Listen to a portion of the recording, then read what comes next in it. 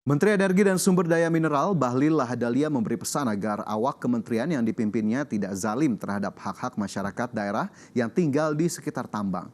Berdasarkan data jaringan advokasi tambang, terdapat 45 konflik pertambangan yang terjadi. Terdapat 13 kasus yang melibatkan aparat militer maupun polisi dalam kasus perampasan lahan, kriminalisasi maupun intimidasi warga.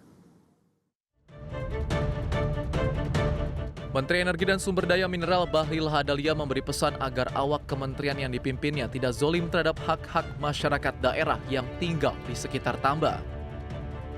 Seperti diketahui, Jaringan Advokasi Tambang atau JATAM melaporkan terdapat 45 konflik pertambangan yang terjadi sepanjang 2020.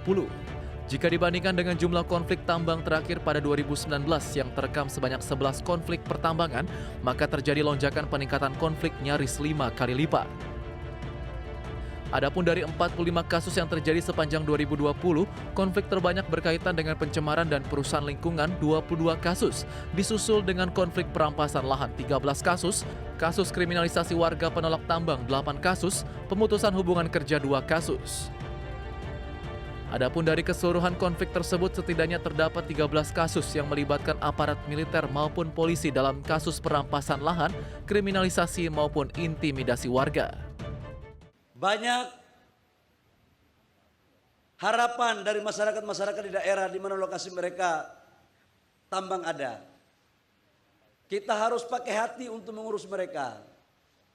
Jangan punya mereka kita zolimi hak-hak orang daerah. Saya pesankan itu.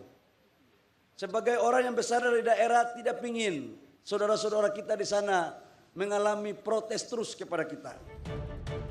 Bahlil juga mengatakan Kementerian ISDM juga berada dalam perubahan atau transisi untuk memperhatikan isu perubahan iklim.